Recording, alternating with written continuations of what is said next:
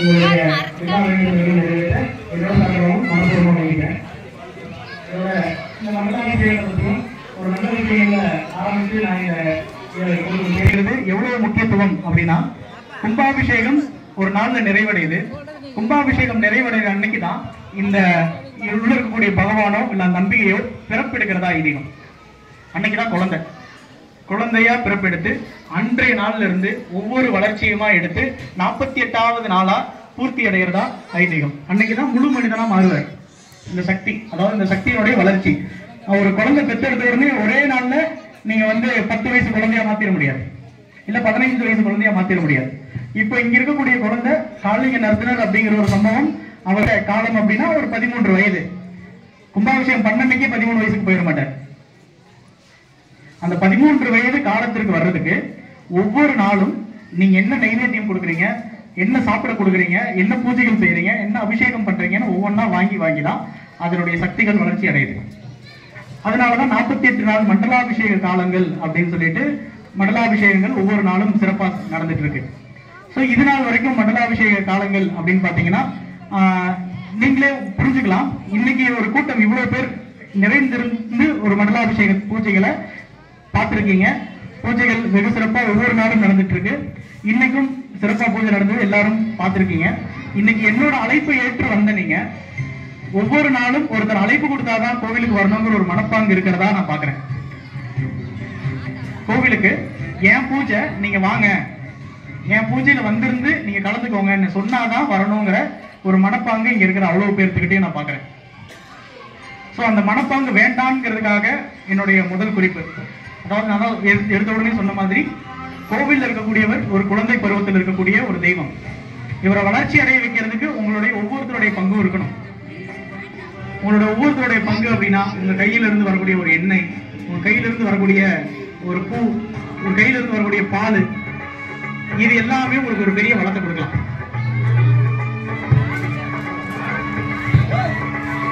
எடுத்துக்கும் போது இன்னைக்கு நம்ம ஒரு குறிப்பிட்டு பார்த்தோம், எல்லா ஊர்களையும் நடக்கிற ஒரு வழக்கம்னு ஒண்ணு இருக்கும். ஒவ்வொரு ஊருக்கும் ஒரு சக்தி தான், அதை மாற்ற முடியாது. ஒவ்வொரு ஊருக்கும் ஒவ்வொரு சக்திகள் இருக்கும், ஒவ்வொரு ஊருக்கும் ஒவ்வொரு மாதிரியான விசேஷங்கள் நடக்கும். அதை நான் கம்பேர் பண்ணி சொல்ல வரல. இன்னைக்கு நான் பார்த்த விஷயங்கள் பொதுவான பூஜைகள் தான் இன்னைக்கு அரேஞ்ச் பண்ண இருந்தது. ஒவ்வொரு நாளும் வழக்கமா என்ன நடக்குமோ அந்த விஷயங்கள் மட்டும் நீங்க செய்யட்டும் அப்படின்னு சொல்லிட்டு இன்னைக்கு அபிஷேக பூஜைகளுக்கு உண்டான எல்லா விஷயங்களும் தயாராயிருந்தது. ஒரு பொதுவில் இருக்கக்கூடியவர்களோ அல்லது தனிப்பட்ட ஒரு நபரோ சேர்ந்து ஒரு விஷயத்தை உருவாக்கிட முடியாது அப்படிங்கிறதுக்கு ஒரு சின்ன எக்ஸாம்பிள் என்னன்னா, இன்னைக்கு மொத்தமா சுவாமிகளுக்கு எவ்வளவு அபிஷேகம் நடந்ததுன்னு பாத்தீங்கன்னா, உள்ள காளிங்க நர்த்தனருக்கு ஒரு 1/2 லிட்டர் பால் இருந்தது. மத்த எல்லா சுவாமிகளுக்கும் சேர்த்து ஒரு 1/4 லிட்டர் பால் இருந்தது. விநாயகர், அங்க இருக்கிற விநாயகர், வெளியில இருக்கிற விநாயகர், எல்லா சுவாமிக்கும் சேர்த்து ஒரு 1/4 லிட்டர் பால் இருந்தது. சோ இது எல்லாம் சேர்த்து ஒருத்தருடைய தலையில சுமத்த முடியுமா? கட்டளை ஏற்றிருக்கேன், இல்ல நீங்க கட்டளை ஏற்றிருக்கீங்க, பொது பூஜை நடக்குது அப்படிங்கும் போது 5 லிட்டர் பாலோ 10 லிட்டர் பாலோ கொண்டு வர முடியுமா? அதற்கு வாய்ப்பு இல்லை. அப்போ பொது பூஜை நடக்கும் போதோ ஒரு தனிப்பட்ட நபர் நடக்கும் பொழுதோ ஒரு கட்டளை தொகை அப்படின்னு ஒரு கட்டளை தொகை நிர்ணயிப்பாங்க. அந்த தொகைக்குள்ள என்ன பொருட்களை கொண்டு வர முடியுமோ அந்த பொருளை கொண்டு வந்து அபிஷேகம் நடக்கலாம். சோ அந்த அபிஷேகம் சுவாமிக்கு திருப்தியா நடக்குதான்னு கேட்டீங்கன்னா பூர்ணத்துவம் அடையலைன்னு சொல்லலாம். ஏன்னா நீங்க முழுவதுமா கோயிலுக்கு வரல. ஒரு ஆளுக்கு ஒரு 100 ml பால் கொண்டு வந்தீங்கன்னா இந்த இடத்துல ஊத்துறதுக்கு நேரம் இருக்காது. அவருக்கு ஆளுக்கு 100 ml கொண்டு வந்தீங்கன்னா போதும். இவர் அபிஷேகம் பண்றதுக்கு நேரம் பத்தாது. கிட்டத்தட்ட பால் அபிஷேகம் மட்டும் ஒரு குறைஞ்சபட்சம் 30 லிட்டர் பண்ண வேண்டியதாகும். உண்மைதானே? ஆனா பால் இவ்வளவு 22 நாளா ஒரு 50 ml தான் கொடுத்துட்டு இருக்கு. உங்களோட குழந்தைக்கு, உங்க ஊர் குழந்தைக்கு 1/2 லிட்டர் பால் போதுமா? சோ அதை நீங்க யோசிச்சு பாருங்க. இப்ப நீங்க ஒதுங்கி நிக்கிறதாகட்டும், பொதுவில் தானே பண்றாங்கல்ல, நிர்வாகத்தில் இருக்கிறவங்க அதை செய்வாங்கல்ல, அவங்க நினைச்சு 5 லிட்டர் பாலோ 10 லிட்டர் பாலோ பண்ண முடியாதான்னு நினைச்சீங்கன்னா கண்டிப்பா செய்ய முடியாது. செய்ய முடியாததுக்கு காரணம் இதுதான். ஒரு நிர்வாகத்தில இருந்து ஒரு தனிப்பட்ட நபர் மேல சுமத்த முடியாது. அது அவங்க பூஜை தானே, நம்ம பண்ண வேண்டாம்னு ஒதுங்கி நிக்க வேண்டிய அவசியம் இல்லை. அந்த 100 ml பால் கொண்டு வரதும் ஒரு முளை பூ வாங்கிட்டு வந்து கொடுக்கறதும் இது உங்களுடைய தனிப்பட்ட கட்டளையோ இல்ல அவர் கட்டளை செய்யறாரு நான் ஏன் பால் கொடுக்கணும்னு சொல்றதுல எந்த விதமான லாஜிக்கும் இல்லை. அதை கொஞ்சம் உணர்ந்து நாளையில இருந்து வரக்கூடிய ஒவ்வொரு பூஜைகள்லையும் அவருக்கு திருப்தியான அபிஷேகங்கள் செய்து அவர் நல்லா வளமாக வைத்து, அதாவது கோவில் விளங்க குடி விளங்கும். சுவாமி நல்ல வளமாகட்டும், அவர் நல்ல சக்தியாக உருவாகட்டும். அவர் உங்களுக்கு தேவையான நல்ல விஷயங்கள் அனைத்தையும் கொடுப்பாரு. அந்த நல்ல விஷயம் கொடுக்க வைக்கிறதுக்கு அவரை சக்தியா மாத்தணும்ல. குழந்தை பருவத்தில் இருக்கிறவர்கிட்ட நம்ம போய் 1000 வேண்டுதல்களை வச்சு அவரை கன்ஃபியூஷன் ஸ்டேட்ல கொண்டு போய் யாரு என்ன வேண்டிங்கன்னே தெரியாம இத்தனை வேண்டுதல் தான் நம்ம வைப்போம்.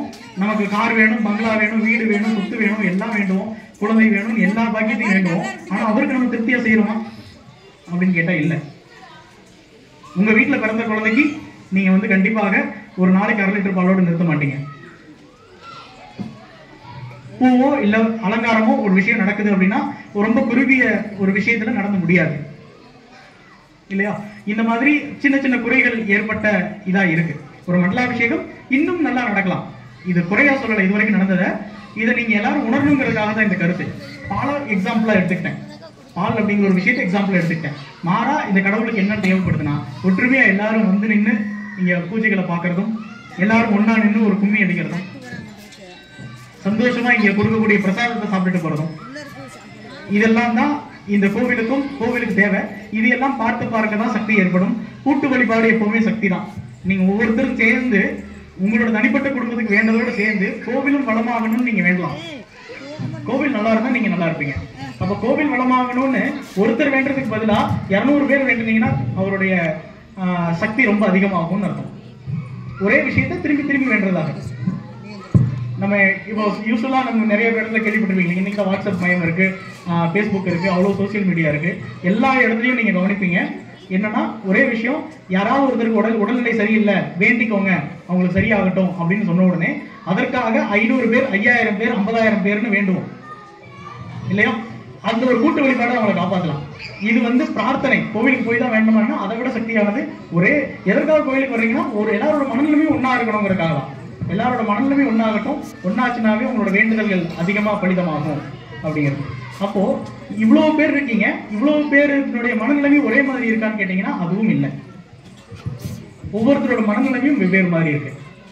இந்த மனநிலையில நீயா நானாங்கிற விஷயங்கள் இருக்கோ தவிர பொதுவா ஒரு விஷயத்தை வேண்டி கோவிலை வளமாக்கக்கூடிய ஒரு மனப்பாங்கு குறைவு அப்படிங்கிற மாதிரி இருக்கு. இதையெல்லாம் சின்ன சின்ன விஷயங்கள், இந்த விஷயங்கள் எல்லாம் சேஞ்ச் பண்ணிக்கும் போது இன்னும் நல்லா இருக்கும். சின்ன குறைகள் தான் பெரிய விளைவுகள் ஏற்படுத்தும் அப்படிங்கிற மாதிரி அந்த விளைவுகளை நம்ம எடுத்துக்கிறது இல்லை.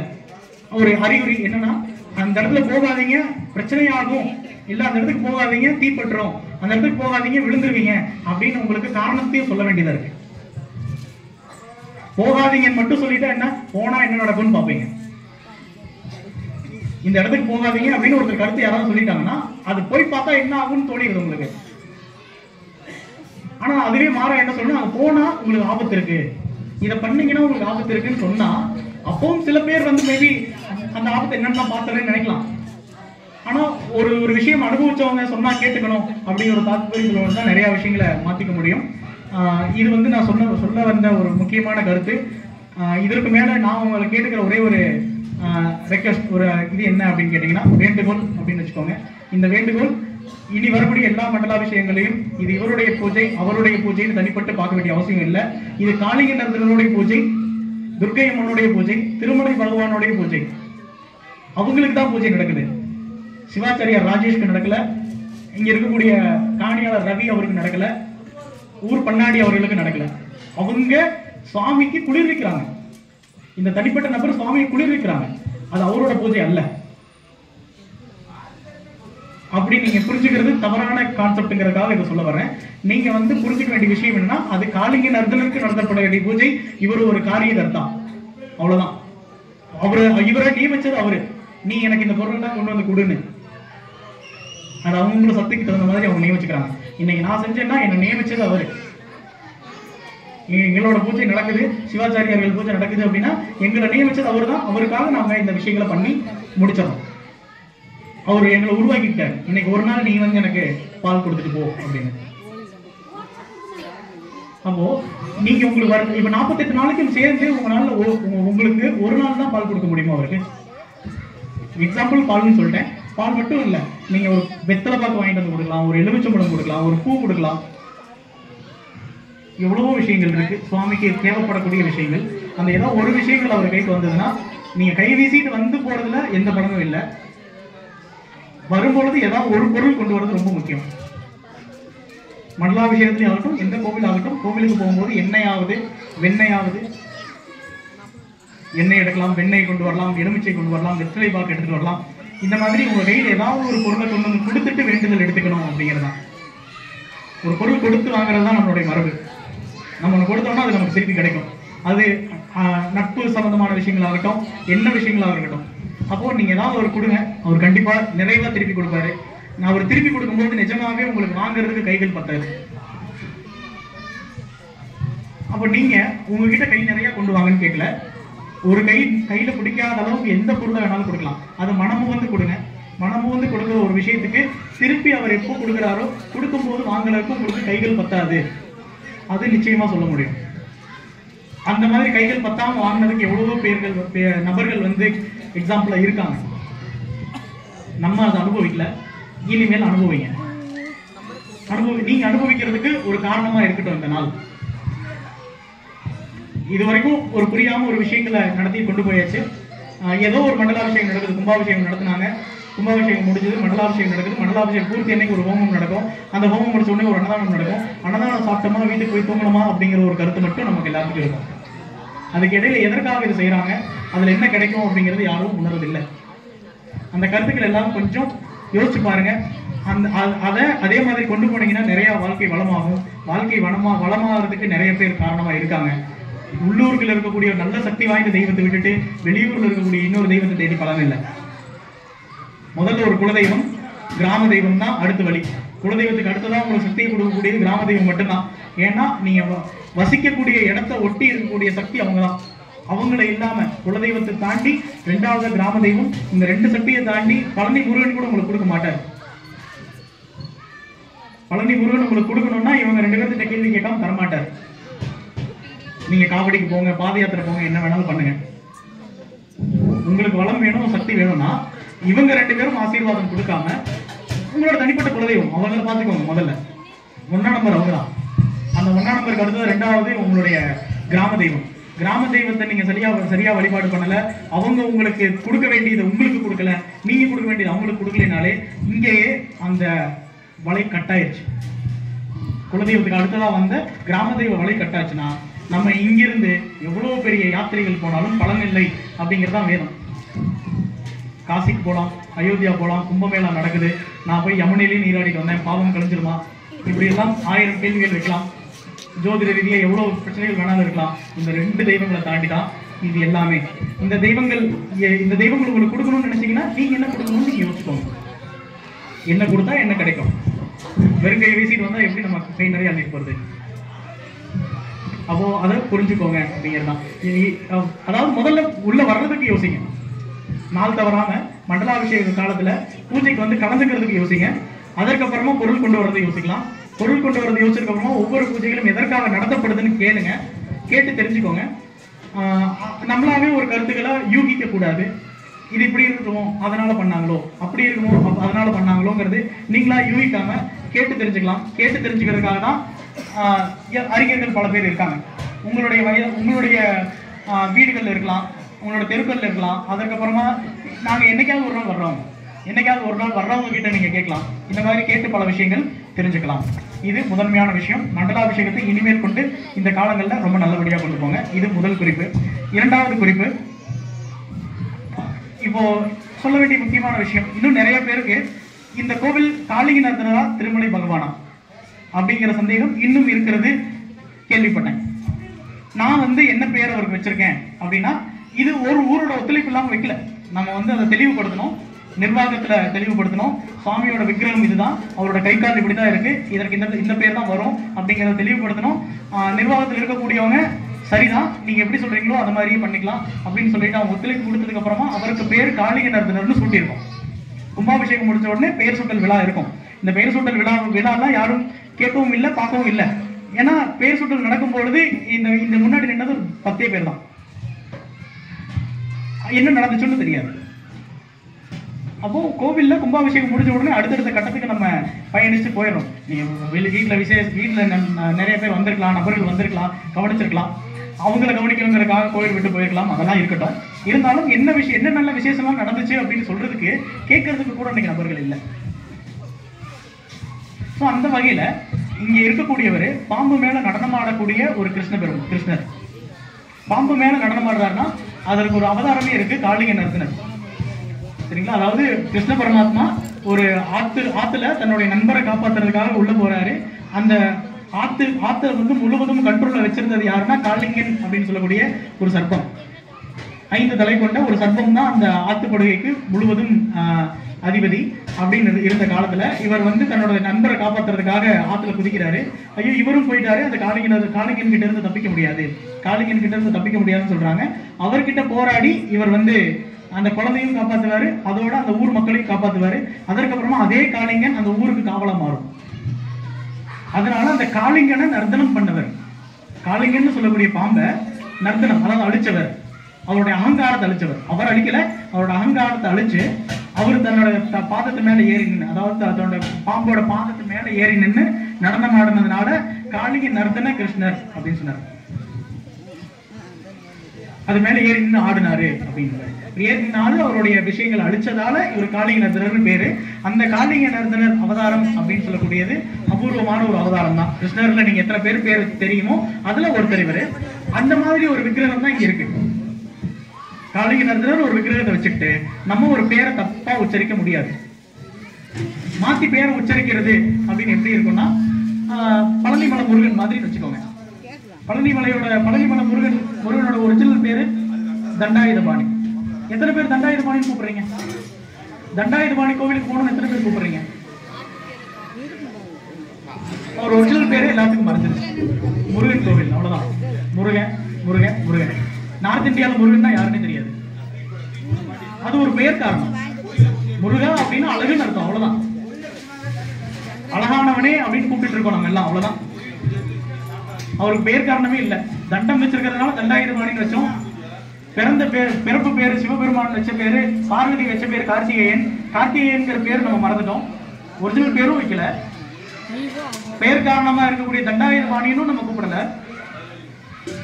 நம்ம முருகா, இது தமிழ் பெயர், பார்க்கறதுக்கு ரொம்ப அழகா இருப்பாரு. நம்ம முருகன் மாதிரி எந்த கடவுளுமே இல்ல, தமிழ் கடவுள் முருகன் அப்படின்னு சொல்றது. அவர் ரொம்ப அழகானவர்னு பேரை கூப்பிட ஆரம்பிச்சோம். அதுவே பேராயிடுச்சு. முருகன் மலைக்கு நான் காவடி எடுக்கிறேன், முருகன் கோவிலுக்கு போறோம், முருகன் பாத யாத்திரை அப்படின்னு சொல்ல ஆரம்பிச்சிட்டோம். தண்டாயுதபாணின்னு பேர் எப்படிமா நமக்கெல்லாம் மறைக்கப்பட்டதோ அந்த மாதிரி இதுவும் மாறிடும். அப்படிங்கிறதுனாலதான் திரும்பவும் இதை நம்ம உங்களுக்கு சொல்ல போறோம். தண்டாயுதபாணி பேர் மாறாது. ஏன்னா உலகளாவே தெரியும், நம்ம உள்ளூர்கள் இருக்கிறவங்களுக்கு மட்டும் முருகன், வெளியில இருந்து வர்றாங்க அத்தனை பேருக்கு தண்டாயுதபாணி சுவாமி கோவில் தான். இந்து சமயம் யாருமே தெரியல, தண்டாயுதபாணி சுவாமி கோவில் தான். இந்தியா ஃபுல்லா இருக்கக்கூடிய பழனி முருகன் கோவில்னா, பழனி கோவில் அப்படின்னா தண்டாயுதபாணி சுவாமின்னு தான் கேட்பாங்க நார்த் இந்தியால. ஆனா நமக்கு மட்டும் அது முருகன் தெரியும். அந்த மாதிரி இங்க இருக்கக்கூடியவர் திருமலை சுவாமி பகவான் தான், அதுவும் மாற்றுக்கிறது கிடையாது. நீங்க எப்படி வேணாலும் வச்சு கூப்பிட்டுக்கங்க. ஒரே வீட்டுல நிறைய பேர் வைப்பீங்க இல்லையா? இவர் பேர் வந்து முதல்ல ஒரு கருப்பசாமின்னு பேர் வச்சுட்டீங்கன்னா இவர் கூப்பிடுற பேர் வேறையா இருக்கும். அந்த பேர் தானே நிரந்தரமாகும். கருப்பசாமிங்கிற கெஜெட்ல ஒரு நேம், அந்த நேம் மறந்து போயிடுச்சு, வெளியில கூப்பிடுற நேம் மட்டும் இருக்கும். அதற்காக ஒரு கருப்பசாமிங்க இல்லைன்னு சொல்லிட முடியாதுல்ல. அந்த ஒரு நபர் கருப்பசாமி இல்லைன்னு சொல்லிட முடியாது. அந்த மாதிரி நீங்க கூப்பிட்டு இருக்கிறது திருமலை சுவாமி பகவான் தான், அதுல மாற்று கருத்து இல்ல. ஏன்னா நீங்க அப்படி கூப்பிட்டு பழகிட்டீங்க. பகவான் திருமலை பகவான் அப்படின்னு சொல்லிட்டு அந்த பேரை கூப்பிட்டு பழகிட்டீங்க. சிரிக்காம என்ன வேணும் சொல்லுங்க. லட்சக்கணக்கான பேர்ல ஒரு ஆயிரக்கணக்கான பேர் வச்சுக்கீங்க. சகஸ்ரநாமம் அவருக்கு இருக்கிற பேர் வந்து சகஸ்ரநாமம். ஆயிரக்கணக்கான பேர்கள் இருக்கு பெருமாளுக்கு. அந்த 1000 பேர்ல திருமலை பகவான்கிறது ஒருத்தர். பகவான்கிறது ஒருத்தர். திருமலைனா ஒரு மலையோட பேர், அவ்வளவுதான். திருப்பதியில் இருக்கக்கூடிய மலையோட பேர் தான் திருமலை. அந்த திருமலை பகவான் அப்படின்னா திருமலையில இருக்கக்கூடிய பகவானை நம்ம இங்க வச்சுக்கிட்டோம், அதனால பகவான் கூப்பிடலாம். பகவான்னா எல்லாருமே பகவான் தான். சிவபெருமான் பகவான் தான், விநாயகர் பகவான் தான், இங்க இருக்கக்கூடிய பெருமாளும் பகவான் தான். எந்த சுவாமி பகவான் கூப்பிடுவீங்க? அப்ப அவருக்கு ஒரு பேர் வேணும்ல. அப்போ இவர் வந்து சுயம்புவா மட்டும் இருக்காரு, உருவமே இல்லாதவர். இப்ப வச்சிருக்கோம். உருவமே இல்லாதவர் ஒருத்தர் இருக்காரு. அவரை நம்ம என்ன பேர் சொல்லி கூப்பிட்டாலும் அது வந்து பழக்கப்படுத்திடும். அது வந்து அந்த சக்தியை கொடுக்க ஆரம்பிக்கும். தவறான பெயரை சுட்டி காட்டி ஒருத்தர் கூப்பிடும் போது பட்ட பெயர் வைக்கிற மாதிரி, பள்ளிக்கூடத்துலயோ காலேஜஸ்லயோ ஒருத்தருக்கு பட்ட பெயர் வச்சா எப்படி பிடிக்காதோ, பட்ட பெயர் வச்சா ஒரு நபருக்கு எப்படி பிடிக்காதோ, அந்த மாதிரி உள்ள இருக்கக்கூடிய விக்கிரகத்துக்கு தவறான பெயர் உச்சரிச்சா பிடிக்காது. அப்போ இங்க இருக்கக்கூடிய ஒரு காளிங்க நடத்துறதா அப்படிங்கறத கண்டுபிடிச்சு காளிங்க நடத்துறதா தான் பெயர் வைக்கணும்னு சொல்லி கும்பாபிஷேகத்துல இருக்கக்கூடிய யாகசாலை 4 கால பூஜைகளையும் அதை தான் பண்ணோம். இங்க உள்ள வச்சு பெயர் சுட்டும் பொழுதும் அதே பெயர் தான் வைக்கிறோம். அப்போ நம்ம வந்து தப்பா பெயரை உச்சரிக்கலாமான்னு நீங்க முடிவெடுங்க. இது தனிப்பட்ட சிவாச்சாரியார்கள் எடுத்த முடிவு மட்டும் இல்ல, நாங்க சஜஷன் தான் ஊர் மக்களுக்கு சொல்ல முடியும். ஊர் மக்கள் அப்படிங்கிறது எங்களுக்கு அந்த நேரத்துல அந்த 5 பேர் தான். எங்களை கங்கணம் பெற்ற யார் 5 பேர் உட்கார்றாங்களோ அவங்க தான் எங்களுக்கு முக்கியம். அவங்க கிட்ட தான் உங்க சார்பா நான் அவங்க கிட்ட தான் பேசுவேன் எல்லா இதுவாக இருந்தாலும். அதுதான் கும்பாபிஷேக தாற்பயம். அந்த 5 பேர்கள் கிட்ட நம்ம தகவல் சொன்னோம். அவங்களும் அந்த விஷயத்தை அக்செப்ட் பண்ணாங்க. காரணம் உறுதியா இருக்கிறதுனால. அவங்களும் எடுத்த போதும் அவங்களும் முடிவெடுக்க முடியாதுதான். ஆனா அந்த காளிங்க நடத்துறது அவங்களும் உங்களுக்கு நிறைய பேர் தெளிவுபடுத்தினாங்க. ஊர் மக்களுக்கு சொல்லியிருக்கலாம், நிறைய பேருக்கு அது உடன்பாடு இல்லாம இருந்தது. இப்போ அந்த உடன்பாடு ஏற்படுத்திக்கோங்க. தவறான பெயரை சொல்றது பட்ட பெயரை சொல்றதுக்கு சமம் தான். அந்த பட்ட பெயருக்கு சொல்றதுக்கு என்ன மாதிரியான தாற்பயங்கள் நமக்கு கிடைக்குதோ அந்த விளைவுகள் தான் நமக்கு கிடைக்கும். இது வந்து நான் உங்களுக்கு உங்க மேல இருக்கக்கூடிய ஒரு நல்ல எண்ணத்துல சொல்றோம். எவ்வளவு நாளைக்கு நம்ம தப்பா ஒரு பட்ட பெயர் கூப்பிட்டா கோபம் வரும்ல, அந்த கோபம் வந்து உங்களுக்கு என்ன விளைவுகள்லாம் கொடுப்பாரு அந்த தனிப்பட்ட நபர். அந்த தனிப்பட்ட ஒரு விஷயங்கள் நமக்கு வேண்டாம் அப்படிங்கிறதுக்காக இன்னும் திரும்பவும் தெளிவுபடுத்துறேன். இவருடைய பெயர் காளிங்க நர்த்தன கிருஷ்ணர். 2 வகையான கிருஷ்ணர் இருக்காரு. ஒரு உள்ள வந்து உள்ளாந்தூர்ல லோதர் மாதிரி இருக்காரு, அவரு கிருஷ்ணர் தான். உள்ள பாம்பு மேல நடனமாடிட்டு இருக்கக்கூடியவர் காளிங்க நர்த்தன கிருஷ்ணர். பெருமாளுடைய எந்த பெயர் வேணாலும் வச்சு கூப்பிடுங்க, அதை பத்தி தவறு இல்லை. ஆனா காளிங்க நர்த்தனங்கிற பெயரை உச்சரிக்காம இருக்க வேண்டாம். அவர் தான் அப்படிங்கிறத நீங்க அவர் இல்லைன்னு சொல்லி அவரை வந்து வருத்தப்பட வைக்க கூடாது. அதுவும் சில பேர் அது எப்படி இவர் பாட்டுக்கு வச்சுட்டு போயிட்டாருன்னா பண்ணிருக்கலாமா அப்படின்னு சில தகவல்களும் வந்திருக்கு. இவர் பாட்டுக்கு ஒரு பேரை வச்சுட்டு போறாரு, இத்தனை வருஷமா நாங்க 50 வருஷமா கும்பிட்டு இருக்கிறோம், அதெல்லாம் ஏத்துக்க முடியுமான்னு சில கருத்து இருக்கு. அதற்கு விளக்கம் நான் இப்ப கொடுத்துட்டேன். புரியாத விஷயங்களை புரிய வைக்கிறதுக்கான ஒரு ஏற்பாடு தான் இந்த கூட்டம். புரிய வச்சுட்டேன்னா அதுக்கப்புறம் உங்களுக்கு இதா இருக்கும். இதை வந்து நான் கும்பாபிஷேக காலத்திலேயே சொல்லியிருக்கணும். ஆனா கும்பாபிஷேகம் நடந்த அந்த சமயத்துல இந்த அளவுக்கு நேரம் கிடைக்கல. உங்களுக்கு புரிய வச்சு எல்லாத்துக்கிட்டையும் பேசுற அளவுக்கு எனக்கும் நேரம் கிடைக்கல, நீங்களும் கேட்கக்கூடிய நிலைமையில் இல்லை. உங்களுக்கு ஒரே எண்ணம் எல்லாமே கண்ணால பார்க்கிறது மட்டும் அப்படின்னு இருந்தீங்க. ஏன்னா நம்ம பேசுறதை கேட்கறதுக்கு அந்த கூட்டம் போதுமானதா இதா இல்லை, அதாவது கட்டுப்படுத்தக்கூடியதா இல்லை. பேசுறது யாரும் கேட்டுக்கவும் முடியாது. அவ்வளவு கூட்டங்கள் நிறைந்திருந்ததுனால அத்தனை பேரும் நடந்த விஷயங்களை கண்ணால மட்டும் பார்த்துக்கலாம்னு தான் கேட்டுக்க முடியும். அதனால அன்னைக்கு நம்ம வந்து விளக்கம் கொடுக்கல. இப்போ தனிப்பட்ட உங்க ஊர் மக்கள் மட்டும் இருக்கீங்க, முதல்ல நீங்க சேஞ்ச் ஆகணும். சாமியோட பேர் இதுதாங்கிறத நீங்க உறுதிப்படுத்தணும். அப்பதான் இன்னொரு ஊர் மக்களுக்கு நீங்க சொல்ல முடியும். இது 2வது குறிப்பு.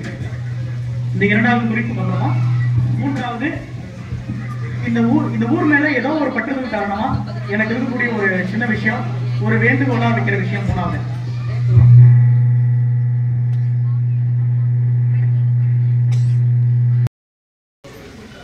90% மக்கள் கிட்ட ஓடக்கூடிய ஒரு விஷயம். அந்த விஷயமா தான் நம்ம வந்து இப்போ தெளிவுபடுத்த போறோம். பகவான் காளிங்க நர்த்தனுக்கு என்ன வேணுமோ அதவே தான் நான் இப்பவும் பேச போறேன். அவரு என்ன கேட்கிறாரு அப்படிங்கிறத இப்பவும் நிறைவேற்றணும்ல. அந்த வகையில வர யுகாதி பண்டிகையில இருந்து அனைத்து காவடியும் ஒற்றுமையா போகும்படி என்னோட சார்பா ஒரு வேண்டுகோள் வைக்கிறேன்.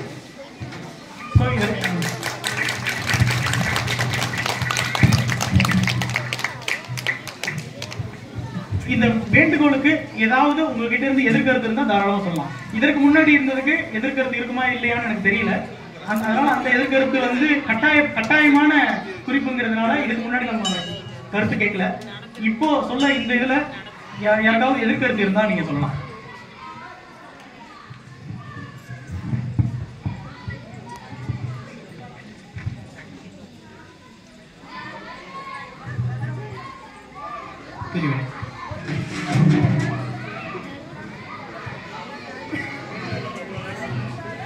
இந்த காவடின்னு வரும்பொழுது மட்டும் அந்த இஷ்யூ வருது.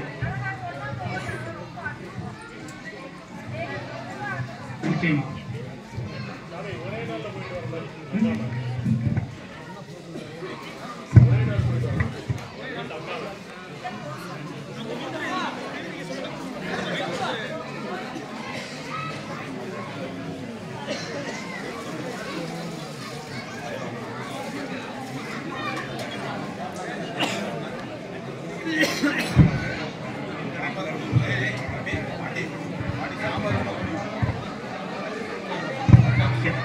அதாவது ஒரு கருத்து கொடுத்திருக்காங்க. ஒரே நாள்ல காவடி போயிட்டு வந்தா இது ஒற்றுமையா போறதுக்கு ஒரு வழியா இருக்கும் அப்படின்னு ஒருத்தர் விரும்புறாங்க. இதற்கு எதிர்க்கு கருத்து இருக்கா? மகளிர் எல்லாரும் போய் வர்றதுக்கு சௌகரியமா இருக்கும் அப்படின்னு சொல்லிட்டு ஒருத்தர் கருத்து சொல்றாரு. வரவேற்கத்தக்க கருத்து தான், அவர் ஒரு கருத்து சொல்லியிருக்காரு. இதுல யாருக்காவது எதிர்கருத்து இருக்கா சொல்லுங்க. ஒரு நாள்ல நீங்க சாமி பாக்குறதுக்கு வேலை இருக்குமா இல்ல விளையாடுறதுக்கு நேரம் இருக்குமா?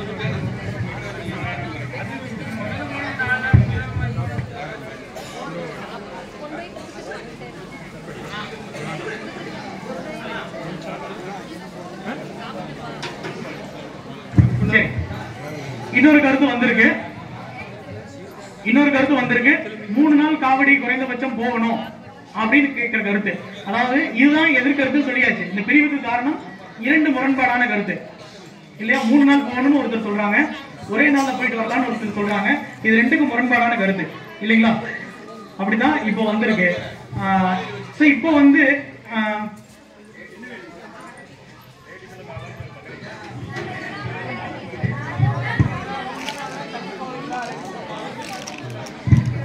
அது உங்களுக்கான விஷயம் நான் கடைசியா பேசிடலாம். கடைசியா விளக்கங்கள் சொல்லிடுறேன், பெண்களுக்கு உண்டான குறிப்புகள். சரி, இப்ப காவடிக்கு போற இந்த விஷயங்களை மட்டும் நீங்க கொஞ்சம் கவனிங்க. ஒருத்தர் 1 நாள்ல கேட்டிருக்காரு, இன்னொருத்தர் வந்து 3 நாள்ல கேட்டிருக்காரு. ஒருத்தர் பாத யாத்திரை வழியா போய் கொண்டு வரலாம்னு நினைக்கலாம், அதையும் தவறு சொல்ல முடியாது.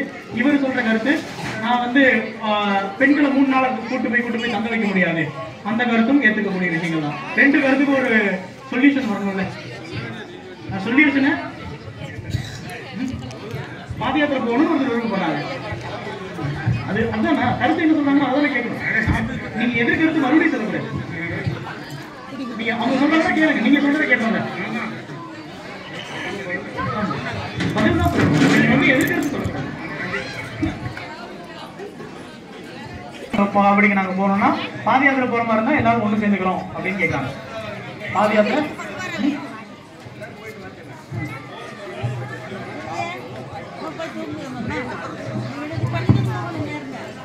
அதுதானே பிரிவு, அதுதானே வேணாம்னு சொல்றோம். எல்லாம் சேர்ந்தா எல்லாம் தான் சேரணும்.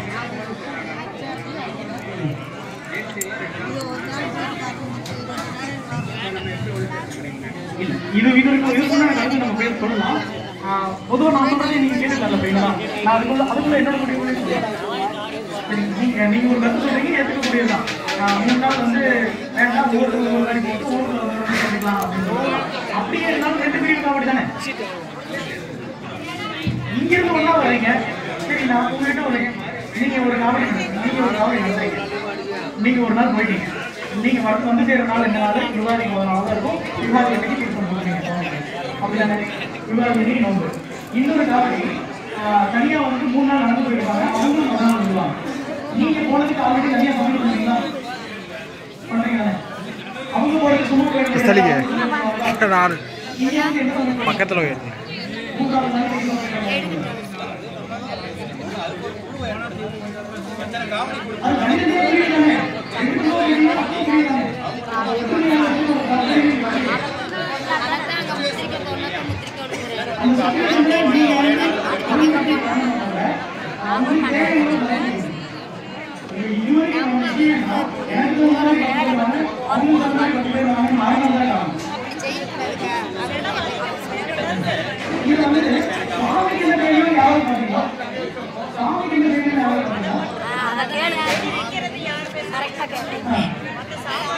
சாமிக்கு என்ன தேவையில்லை ஆராய்ச்சி காட்டிருக்காங்க.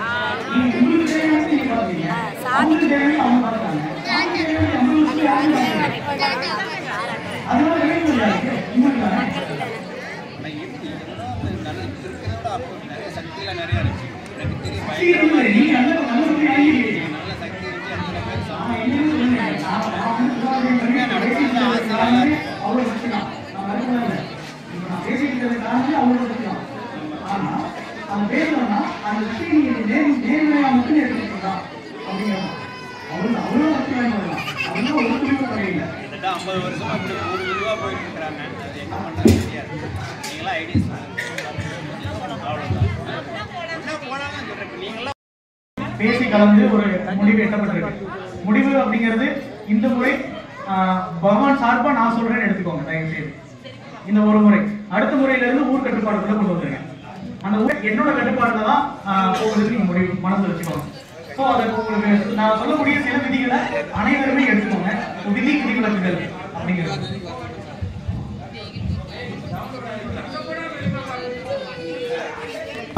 மூன்று நாட்கள் காவடி போற குழுவும் இருக்கு, ஒரு நாள்ல காவடி போற குழுவும் இருக்கு. அந்த வகையில முதல் நாள் அந்த 3 நாட்கள் போற காவடிகளும் இங்கிருந்து எப்பவும் போல முதல் நாள் கிளம்பிக்கிறதா இந்த அத்தனை குழுவுக்கும் அன்னதானம் மிக முக்கியம். ஏன்னா அன்னதானம் தான் முதல் பிரிவை ஏற்படுத்தும். அதனால இந்த சாப்பாடுங்கிற விஷயம் பிரிவு இருக்கவே கூடாது அப்படிங்கிற வகையில சமையல்காரர் ஒருத்தர் தான் ஒரே குழு தான் அன்னதானம் அப்படிங்கறது நீங்க பண்ணணும். அதுதான் விரும்பத்தக்கது. அதனால ஒரு குழு இன்னைக்கு கிளம்புது, அந்த குழு கிளம்புறதுக்கு எங்கெங்கெல்லாம் அன்னதானம் சாப்பாடு தயாராகணுமோ அந்த தயாராகிறது அத்தனையும் ஊர் பொதுவில் நடக்கும். அதாவது அந்த நிர்வாக குழு முடிவு பண்ணுவாங்க எந்த இடத்துல சாப்பாடு கொடுக்கணும், எந்த இடத்துல அவங்களுக்கு ரெஸ்ட் கொடுக்கணும் அப்படிங்கிறது. ஊர் எல்லாராலையும் எந்த நிர்வாக குழு செலக்ட் பண்றாங்களோ அவங்க முடிவு பண்ணுவாங்க. அந்த இடத்துல அன்னதானம் கொடுப்பாங்க. அந்த மூன்றாவது நாள் கொடுமுடியில சேர்ந்ததுக்கு அப்புறமா என்னைக்கு நீங்க தீர்த்தம் முத்திரிக்கிறோம் ஒரு நாள் முடிவு பண்ணுவீங்கல்ல, அந்த நாளைக்கு முதல் நாள் நைட்டு நீங்க ஒரு நாள் போறவங்க கொடுமுடி போய் சேர்ந்துருவீங்க தான் ரெகுலரா ஒரு நாள் போயிட்டு வருவீங்க. இப்போ அவங்க இருக்க அதே நாள்ல நீங்க போய் சேருவீங்க. 3வது நாள் இவங்க போய் சேருவாங்க. நீங்களும் பஸ்ல எந்த மாதிரி போக்குவரத்துல நீங்க செலக்ட் பண்ணி போவீங்களோ எல்லாரும் சேர்ந்து அந்த இடத்துக்கு போயிட வேண்டியது. எல்லாரும் ஊர்ல இருக்கக்கூடிய காவடிக்கு போக விருப்பமுள்ள அனைவரும் ஒரே நேரத்துல ஒரே நாள்ல ஒரே இடத்துல தீர்த்தம் எடுத்துக்கோங்க. அன்னதானம் அன்னைக்கு ஒரு நாளும் அதே மாதிரி எல்லாமே பொது அன்னதானம் தான். திருப்பி எல்லாரும் நேரா ஊருக்குள்ளதான் வர போறீங்க. திரும்பி வரும்போது யாரும் நடைபயணம் இருக்கா? இல்ல வேண்டாம் ஜாமி, அப்படி வேண்டாம். அங்க முடிச்ச உடனே திரும்பி நேரா திரும்பி வரதானே போக்குவரத்து நான் கேட்கிறேன்.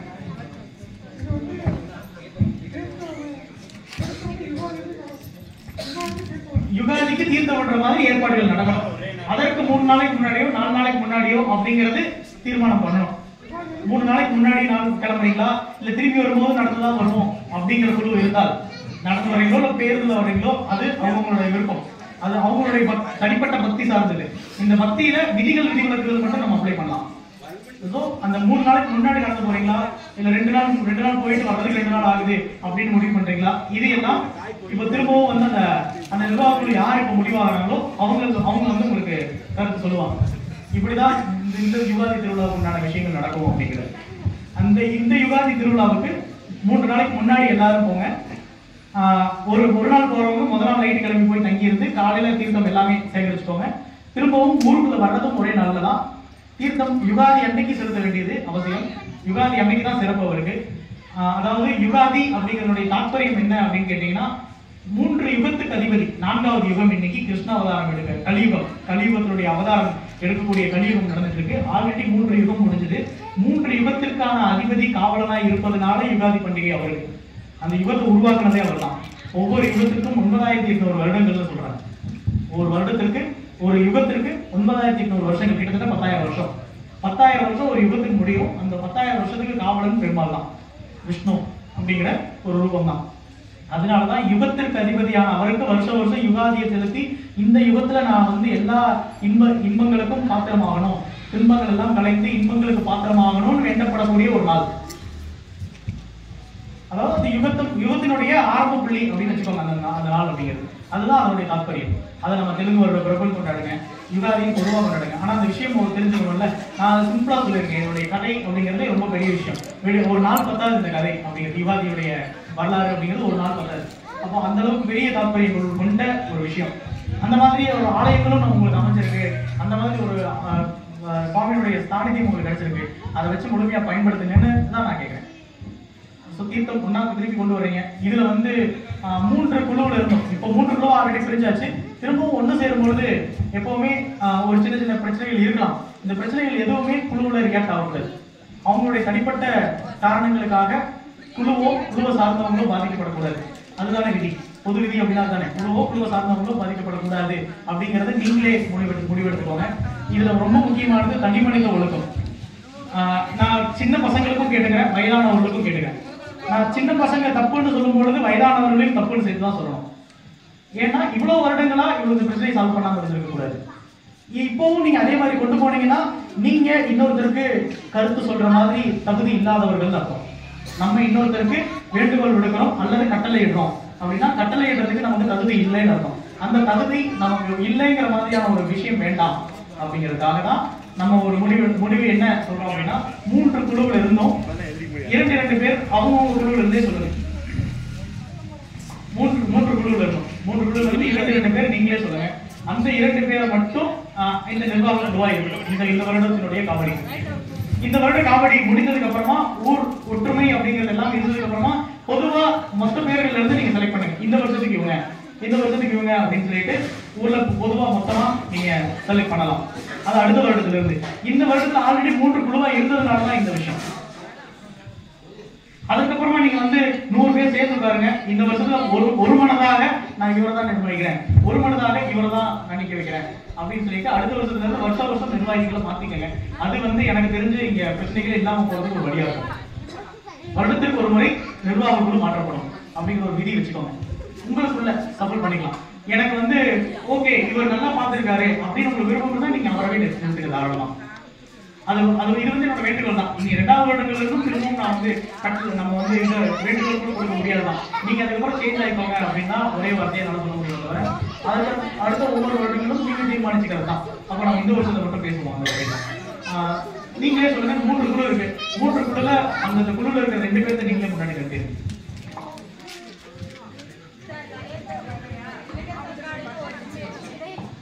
இல்ல நீங்க இப்போ முடிவு நம்ம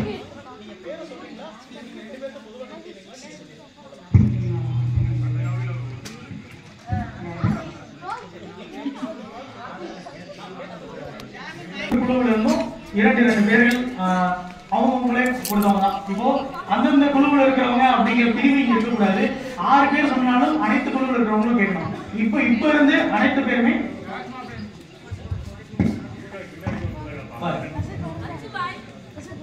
அதாவது இந்த 6 பேர் இந்த வருடத்துல முடிவெடுக்கிறதும் அவங்க கட்டுப்பட்டதுதான். அதாவது என்ன நேரத்துல கிளம்பணும், எந்த இடத்துல தங்கணும், எந்த இடத்துல அனுமதி கொடுக்கணும், இதெல்லாம் இவங்க 6 பேர் கலந்துட்டு உங்களுக்கு தகவல் சொல்லுவாங்க. அந்த மாதிரி எடுத்துக்கோங்க. இவங்க அந்த முடிவுகள் எடுத்துக்குவாங்க. இதுல முக்கியமான கட்டுப்பாடுகள், இது அடுத்த வகையான கட்டுப்பாடுகள் என்ன அப்படின்னா விதிகள், விதிவிலக்குகள். அதுல முதன்மையாக பெண்கள் இதுவரைக்கும் போகக்கூடாதுன்னு விதி இருக்கு. அந்த விதிகள் கிடையவே கிடையாது. எந்த விதமான ஆகம விதிகளையும் சொல்லப்படல. நான் முழுமையா சொல்லணும்னா ஆண்களே போகாதீங்க, பெண்கள் போங்கன்னு நான் சொல்றேன்.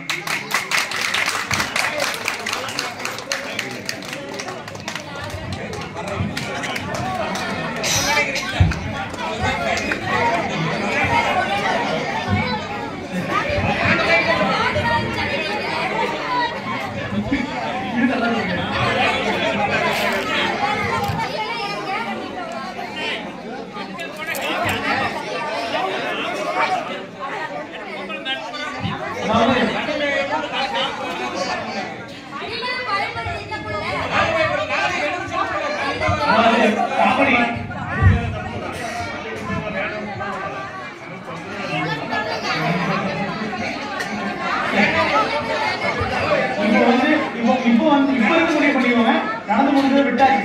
ஆல்ரெடி எல்லா வகையாகவும் நடந்து முடிஞ்ச கருத்துக்கள் எல்லாம் விட்டோம்.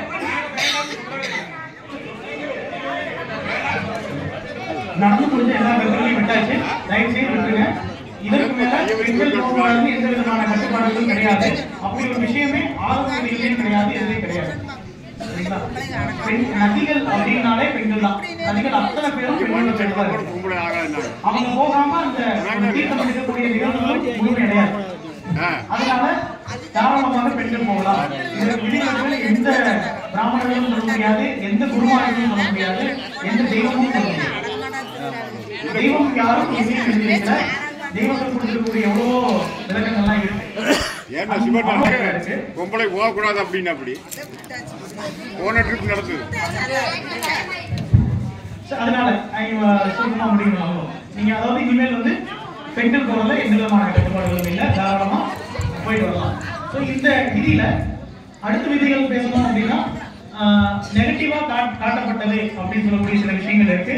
அதுல மது, மாடு, சூது இந்த மாதிரி எந்த விஷயங்களும் வச்சுக்கோங்க.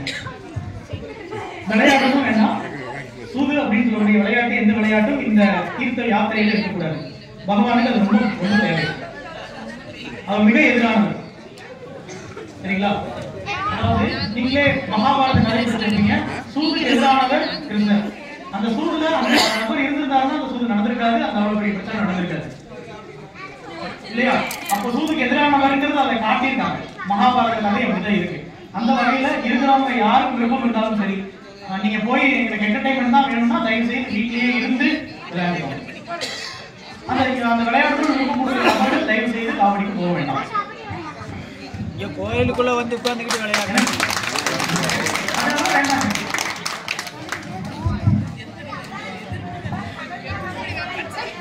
கோயிலுக்குள்ள ஒரு பக்கம் சமையல்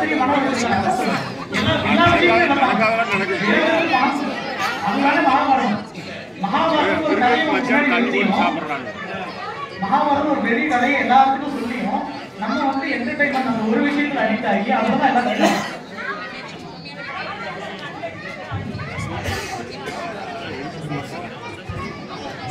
சரி, அது வந்து இந்த வருஷம் கட்டுப்பாடுகள் இருக்கு. அடுத்த வருஷம் கட்டுப்பாடுகள் உருவாக்குறது அந்த நிர்வாகிகளோட பொறுப்பு. ஆமா, இந்த வருஷம் கட்டுப்பாடுகள் அப்ளை.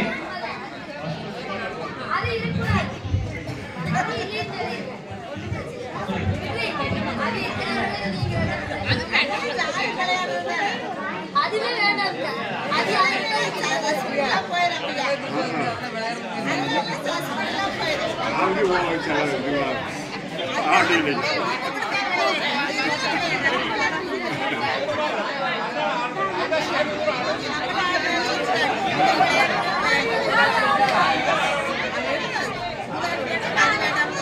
ஓகே, அடுத்த இந்த சூழ் விளையாட்டு வேண்டாம் அப்படின்னு சொல்லிடுறோம். தயவு செய்து 3 நாட்கள் அனைவரும் பகவானோட ஞாபகமாக அங்கே நமக்கு என்டர்டைன்மெண்ட் வேண்டியது. ஆல்ரெடி ஒரு என்டர்டைன்மெண்ட் போட்டு கொடுக்குறாங்க. தயவு செய்து போட்டு விளையாட்டு. அதனால எல்லாரும் குரூப்பா உட்கார்ந்து விளையாண்டு இன்னொருத்தர் பக்தியோட போகக்கூடிய மற்றவங்களுடைய மனதையும் புண்படுத்தக்கூடாது. இதுவே ஒரு பெரிய பாவம், அப்பதான். ஆனா நான் வந்து இது இப்ப இது படிக்கிறதுக்கு அது வந்து பரவாயில்லையே இதெல்லாம் சொல்லிட்டேன். நம்ம வந்து முதல்ல நியாயமா நடந்துக்கிறோம் இல்லைங்கிறத தாண்டி நம்மளுடைய பாதிப்புகள் இன்னொருத்தர் பாதிச்சிடக்கூடாது. இன்னொருத்தர் பக்தியா வந்துட்டு இருப்பாங்க. நீங்க ஒரு 4 பேர் விளையாடுறதுனால அந்த 4 பேருடைய விளையாட்டு இன்னொருத்தர் பாதிக்கப்படுதுன்னா இதுதான் அதிக பாவம். நீங்க தீர்த்தம் கொண்டு வர போனதும் பிரயோஜனம் இல்லை, செலுத்தினதும் பிரயோஜனம் இல்லை அப்படிங்கிற அளவுக்கு ஒரு பாதிப்பா மாறும். தயவு செய்து அது வேண்டாம். இன்னைக்கு காலத்துக்கு வேண்டாம்னு நான் அறிவுரைக்கு சொல்லுவேன். இந்த வருடம் கட்டுப்பாடா போயிட்டு வந்து அதனுடைய விளைவுகள்லாம் உங்களுக்கு என்னவா இருந்ததுன்னு நினைச்சு நீங்க முடிவெடுக்கணும். இந்த வருஷம் சரியா இருந்து நான் எடுத்த உடனே பேச ஆரம்பிக்கும் போது ஒரு வார்த்தை சொல்லியாச்சு, தனி மனித ஒழுக்கம். நான் சரியா இருக்கேன்னு நீங்க நம்புங்க, மத்தவங்க தானா மாறிடுவாங்க. நீங்க அப்பதான் வந்து உங்களுக்கு அறிவுரை சொல்ல முடியும். நான் சரியா இருக்கேன்னு நீங்க நினைச்சீங்கன்னா மட்டும்தான் மத்தவங்களுக்கு நீங்க அறிவுரை சொல்ல முடியும். அந்த வகையில நீங்க அங்க போய் விளையாடுறதோ ட்ரிங்க்ஸ் யூஸ் பண்றதோ இந்த மாதிரியான எந்த விஷயங்களும் வேண்டாம். ஊருக்குள்ள வந்ததுக்கு அப்புறமா சப்பரம் எடுக்கும் பொழுதும் சில சம்பவங்கள் இருக்கிறதா தகவல் வருது. கண்டிப்பாக இருக்கக்கூடாது. சப்பரத்திற்கு ஒரு கட்டுப்பாடுகள் இருக்கு. இந்த வருஷத்துல ரொம்ப அதீதமான மந்திர சக்தி மூலமாக தான் ஸ்தாபிதமெல்லாம் பண்ணியிருக்கோம். அவ்வளவு விஷயங்கள் வந்து பண்ணி கொடுத்துருக்காங்க. நாங்களும் அதை பண்ணி கொடுத்துருக்கோம். ஏன்னா சப்பரத்துக்கு தனியா சக்கரங்கள் பிரதிஷ்டையா இருக்கு, சுவாமிக்கு தனியா சக்கரங்கள் பிரதிஷ்டையா இருக்கு. உள்ள யாகசாலைக்குள்ள நிறைய பூஜை முறைகளும் பண்ணியிருக்கோம். இதனுடைய இருக்கக்கூடிய நான் வந்து நல்ல விஷயங்கள் மட்டுமே உங்களுக்கு சொல்லணுங்கிறதுனால அதுல வரக்கூடிய எதிர்மறை விளைவுகள் சொல்லக்கூடாது. அதனால நான் சிம்பிளா சொல்லிடுறேன், நீங்க கவனமா இருக்கணும். அதாவது இளைஞர்கள் பட்டாளமாகட்டும் வயதானவர்களாகட்டும் சப்பரம் எடுக்கும் பொழுது ட்ரிங்க்ஸ் இல்ல சட்டையை கூட போட்டு தொடக்கூடாது. அப்போ போடவே கூடாது, அதுதான் விதி.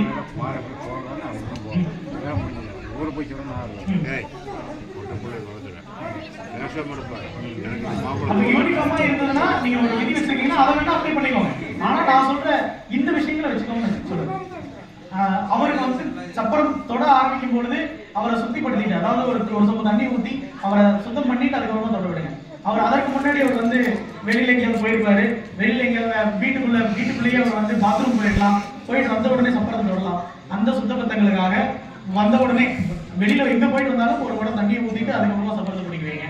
நீங்க பனியன் போட்டு எடுக்கிறது தான் கட்டுப்பாடா இருக்கீங்கன்னா தாராளமா இருந்துக்கோங்க. அது வந்து அது இன்னும் சிறப்பா இருக்கும்னு நான் சொல்றேன். வேஷ்டியாவே வச்சுக்கோங்க, பனியன் கட்டி இருக்குன்னு சொல்றேன். பனியன் கட்டிங்க இன்னும் தானே. தண்ணியில எல்லாமே சுத்தம் ஒரு கட்டுப்பாடு இது பண்ணிக்கலாம்னு சொல்றேன். இப்போ நான் வந்து சொல்றதுக்கு காரணம் என்னன்னா, நம்ம சக்கரம் அந்த அளவுக்கு வச்சிருக்கோம். நீங்க அந்த சக்கரத்தோட விஷயங்கள் நீங்க வந்து எடுக்கும்போது நீங்களே புரிஞ்சுப்பீங்க. நான் அதை முழுமையா சொல்லக்கூடாது, நீங்களே அனுபவிக்கும் போது புரியும் சொல்றேன். உங்களுக்கும் அந்த வைப்ரேஷன் கிடைக்கும். ஒரு கோயிலோட சக்தியே அப்படின்னா, நீங்க எங்கேயாவது கேரளாவுக்குள்ள சட்டம் போட்டு ஒரு கோயிலுக்கு நுழைய முடியுமா? அவங்க எல்லாம் கட்டுப்பாடா வச்சிருக்காங்க. நம்ம ஊர்ல வருஷத்துக்கு ஒரு திருவிழாவுக்கு அப்புறம் உள்ள சட்டை கட்டணுமா? எங்கேயுமே நுழைய முடியாது தானே. அப்போ இந்த விஷயம் நம்ம நீங்க எக்ஸ்ட்ரா அப்ளை பண்ணுங்க. ஒரு இந்த விஷயத்தெல்லாம் அப்ளை பண்ணாதான் இவ்வளவு சுத்தமா இருக்கணும்னு தெரிஞ்சாதான் நீங்க சொல்ற சில விதிகளுக்காக அப்ளை ஆவாங்க. இந்த தண்ணியில தாண்டக்கூடாதுன்னு சொல்ற விதிகளை மாறுறது, சட்டை கட்டிட்டு போனாதான் எல்லாருக்கும் சொல்றது, அப்புறம் வந்து நிறைய தவறான சம்பவங்கள் எதிரும் ஈடுபடக்கூடாது, தண்ணி எடுத்து கொள்ளக்கூடாது அப்படிங்கிறது, இந்த மாதிரி எல்லா விஷயங்களும் அப்ளை ஆகணும்னா சில கட்டுப்பாடுகள் இன்னும் அது அடிப்படையாக கொடுத்துதான் ஆகணும் அப்படிங்கிறது. சாமியோட சக்தியும் அப்படிதான் இருக்கு, அம்பாளோட சக்தியும் அப்படிதான் இருக்கு. அம்பாளுடைய சப்பரம் எப்போ எடுத்தீங்கனாலுமே சட்டையெல்லாம் எடுக்கிறது தான் விதி. இது கர்ப்பகிரகம் தான், சுவாமியோட கர்ப்பகிரகம் தான். கர்ப்பகிரகத்தையும் தூக்கி போறீங்க, அந்த சாமி வெளியில கொண்டு வரீங்க. உற்சவ காலத்துல மூலவருக்கே அங்க வேலை இல்லை சொல்ல போனீங்க. உண்மையே அதுதான். உற்சவ காலம் அப்படின்னு வந்ததுன்னா பழனி மலையில நீங்க பாத்துருக்கீங்க. தைப்பூசத்துக்கு தேர் அங்கிருந்து மேல வந்துச்சுன்னா மேல கூட்டிடுவாங்க. பங்குடுறதுக்கு மேல இருந்து சுவாமி கீழே வந்தாருன்னா மேல கூட்டிடுவாங்க, தரிசனம் இல்லை. அதுக்கப்புறம் அதே மாதிரி கந்த சஷ்டிக்கு சூரசம்ஹாரத்துக்கு கீழே வந்தாருன்னா மேல கூட்டிடுவாங்க. காரணம் என்னன்னா அந்த மூலவருக்கு வேலை இல்லை, சக்தி வெளியில வந்தது. அப்போ இவரை கொண்டு போய் உள்ள வச்சு பூஜிச்சு அந்த சக்தியை மொத்தமும் இங்க இருக்கக்கூடிய விக்கிரகத்துக்கு மாத்தி தான் வெளியில வருது. அப்போ அதை கர்ப்பகிரகமா தான் நீங்க பாக்கணும்.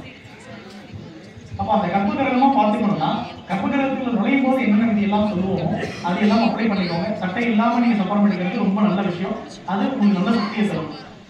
விளைவுகள், அதாவது தவறான செய்கைகளால விளைவுகள் ஏற்படுது அப்படிங்கிறதுல ரொம்ப மோசமான விளைவுகள் இருக்கும். அதனால தயவு செய்து இனிமேல் கொண்டு வரக்கூடிய காலங்கள்ல யாரும் அப்ளை பண்ணாதீங்க. உங்களுடைய வீட்டில் இருக்கக்கூடிய ஆண்களோ அல்லது உங்களுடைய பிள்ளைகளோ, உங்களுடைய பசங்களோ, உங்களுடைய கணவர்மார்களோ, உங்களுடைய குடும்பத்தை சார்ந்தவங்களோ அந்த மாதிரி ஒரு விஷயத்தோட கோவிலுக்குள்ள சப்பரம் எடுக்க வர்றாங்கன்னு சொன்னாங்க, நீங்க அனுமதிக்காதீங்க தயவு செய்து. ஏன்னா இதற்கு அப்புறமா விளைவுகள் இன்னுமே அதிகமா இருக்கும். தவறு செஞ்சுட்டு நம்ம திரும்ப மன்னிப்பு கேட்டு இருக்க முடியாதுல்ல. மன்னிப்பு ஒரு தடவை தானே கொடுப்பாரு. திரும்பவும் தவறு பண்ணிட்டு மன்னிப்பு கேட்கக்கூடாது அப்படிங்கிறதுக்காக அப்படி தவறு செய்யற பசங்களா இருந்ததுன்னா தயவு செய்து சப்பரம் எடுக்க விடாதீங்க. அதனாலையும் மாறி பட்டம் பண்ணிடக்கூடாது. ஸோ நம்ம ரொம்ப நேரம் நிறைய பேசிட்டோம், நேரமும் ரொம்ப அதிகமானதுனால காமெடி சம்பந்தமான இந்த இதுக்கு ஏதாவது கருத்து இருக்கா? 3 காமெடிக்காரங்களும் சேர்த்து வச்சு பேசிதான் நம்ம சொல்லியிருக்கோம். இன்னும் ஏதாவது யாராவது எதிர்க்கிறது இருந்தா சொல்லலாம்.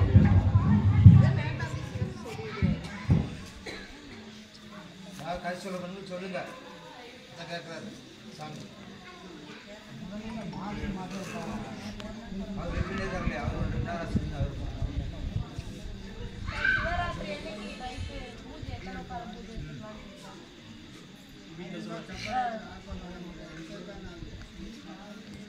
நேரம் இதற்கு அப்புறமா இதனுடைய விஷயங்கள், அதாவது இந்த யுகாதிக்கு என்ன மாதிரியான இதெல்லாம் நீங்க அப்ளை பண்ணுவீங்க அப்படிங்கிறது இந்த 6 பேரும் சரியான முடிவை எடுத்ததுக்கு அப்புறமா இவங்க 6 பேரும் கலந்து பேசிட்டு ஒரு 45 மண்டலாபிஷேகம் அப்போ உங்க இந்த யுகாதி திருவிழா எப்படி கொண்டாடுறதை பத்தி அவங்க சொல்லுவாங்க. ஸோ யுகாதி திருவிழால உங்களுக்கு இந்த காவடி இதுவும் ஒரு விதிதான். இந்த விதியும் தயவு செய்து அப்ளை பண்ணிக்கோங்க. இந்த காவடி இங்கிருந்து வெளியில போகுது, ஊருக்குள்ள இருந்து வெளியில போகுது. வெளியில இருந்து காவடியில் அங்க இருக்கக்கூடிய திருவிழா எல்லாம் முடிச்சுட்டு வர்றீங்க. இங்க வந்து அன்னதானம் செய்யக்கூடியது, அபிஷேகம் செய்யக்கூடியது, இது எல்லாமே இந்த நிர்வாக குழுவுக்கு முழு உரிமை இருக்கிறது. அந்த முழு உரிமையோட சேர்த்து வழக்கமா இருக்கக்கூடிய பதவிகள் இருக்கக்கூடியவங்களையும் நீங்க வந்து எந்த டிஸ்டர்பும் பண்ணக்கூடாது. அவங்களுக்கு அந்த பதவி இருக்கு. இங்க இருக்கக்கூடிய முதல் மரியாதை அவங்க கோயிலுக்குள்ள அவங்களுக்கு தான் அந்த முதல் மரியாதை. இந்த நிர்வாக குழுவுக்கு நீங்க கோயில் விட்டு வெளியே போனீங்கன்னா மட்டும் இதுக்கும் சம்மதிச்சுக்கோங்க. இதுல மாற்று கருத்து கிடையாது. இது எல்லா ஊர் வழக்கமாகவும் இருக்குது. அப்போ இதற்கு காணியாளர், ஊர் பண்ணாடி, கொத்துக்காரர், இந்த நபர்கள் 5 பேர் நீங்க நின்னாங்கன்னா இந்த 5 நபர்களுக்கு தான் முன்னுரிமை இந்த கர்ப்பகிரக வாசல்ல. இதற்கு வெளியில நீங்க போறீங்க அப்படின்னா தாராளமா நீங்க என்ன வேணாலும் அப்ளை பண்ணிக்கலாம். அதுக்கப்புறமா நீங்க காவடியில ஒழுங்குமுறையில் வந்துருக்கீங்க, நிர்வாக குழுவோட இருக்கிறவங்க நீங்க என்ன முடிவு எடுக்கிறீங்களோ அதுதான் நீங்க உங்களுக்கு முதல் மரியாதை அளிக்கப்படும். நீங்க வந்து அதை இது பண்ணிக்கோங்க. அவங்க அந்த 5 பேரும் அங்க கொடுமுடிக்கு வர்றாங்கன்னா நீங்க அவங்களுக்கு ஒரு முன்னுரிமை கொடுங்க. அவ்வளவுதான். நீங்க எல்லாம் சேர்ந்து ஒரு மனதான் கொடுக்கக்கூடிய முன்னுரிமை. வெளியில போயிட்டீங்கன்னா அந்த நிர்வாக குழுக்கு அவங்க கட்டுப்படுவாங்க, அந்த 5 பேரும். ஆனா கோவில் அப்படின்னு பாத்தீங்கன்னா ஊர் கிராம கோவில் அப்படிங்கிற ஒரு முடிவுல கிராம கோவிலுக்கு கண்டிப்பாக அந்த 5 நபர்களுக்கு கட்டுப்பாடு கொடுத்துதான் ஆகணும். அந்த வகையில எல்லாரும் உள்ள வந்ததுக்கு அப்புறமா நிர்வாக குழுவே ஆனாலும் நிர்வாக குழுவுக்கு ஒரு மரியாதை இருக்கு. நீங்க தான் அந்த திருவிழாவை நடத்த போறீங்க. நடத்தக்கூடிய அதிகாரம் உங்களுக்கு இருக்கு.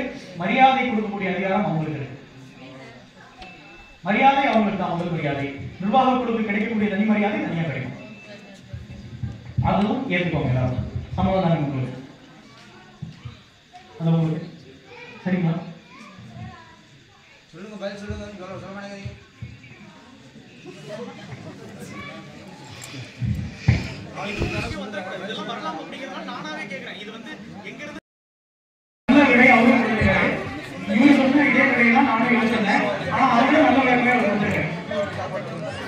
இந்த கருத்தை எல்லாரும் ஏற்றுக்க முடியுமான்னு நான் சொன்னதுக்கு அப்புறம் தான் சொன்னதுக்கு அப்புறம் உங்களோட கருத்தை சொல்லலாம்.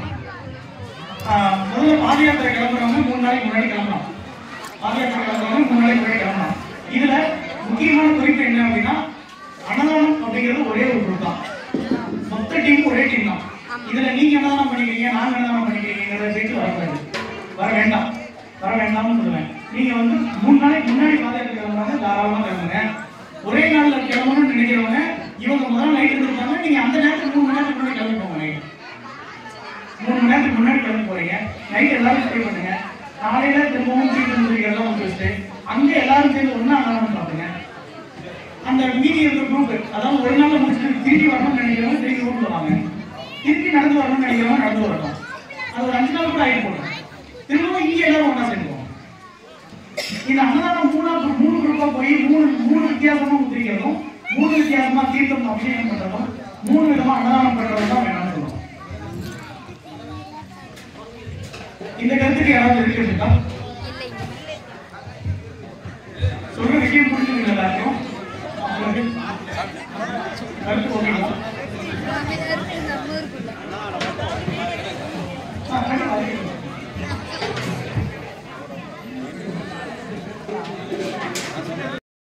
சரி, அதாவது கும்பாபிஷேக நிர்வாகங்களுக்கும் சரி, மற்ற காவடி நிர்வாகங்களுக்கும் சரி, சொன்ன உடனே இந்த எல்லா விஷயத்தையும் ஒத்து வரேன்னு சொன்னது எனக்கு ரொம்ப மிகப்பெரிய சந்தோஷம்.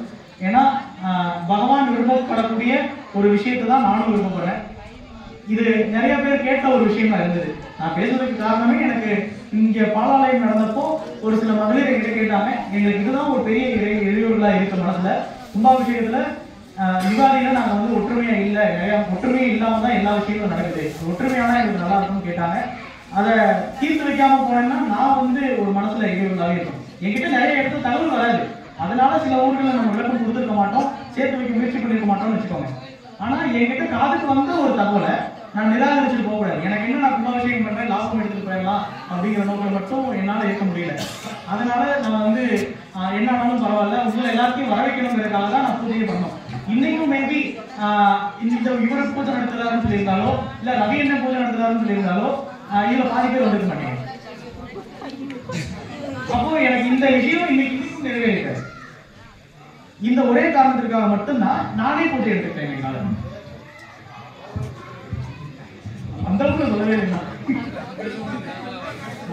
பொதுவான கருத்துக்களை பண்ணுவோம்.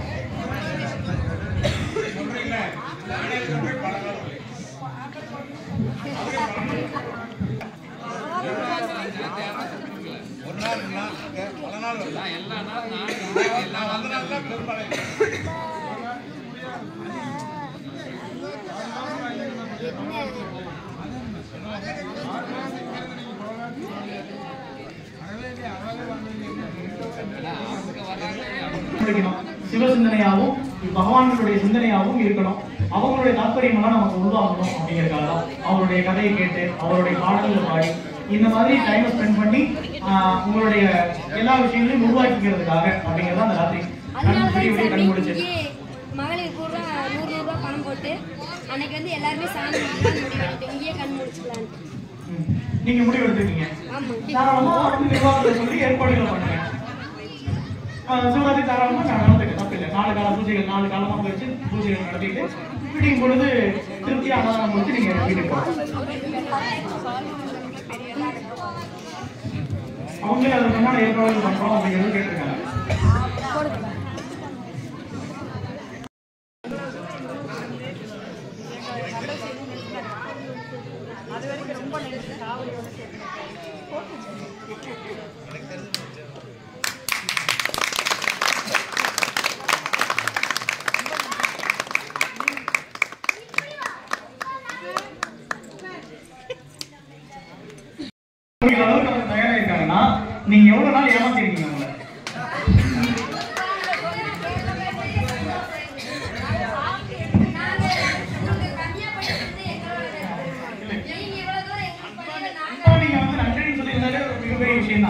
அது இது மாதிரி பண்ணணும்னு எதிர்பார்க்கும் போதே உங்களுடைய ஏக்கம் இதுல தெரியுது.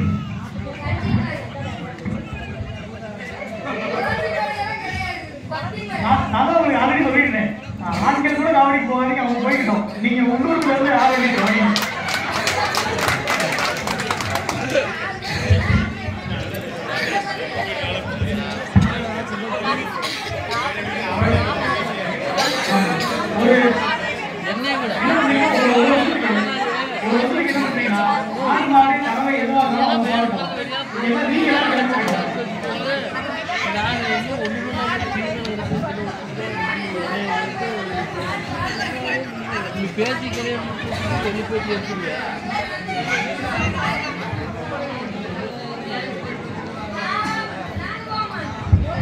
சரி, இந்த கூட்டத்தை முடிச்சுக்கலாம்.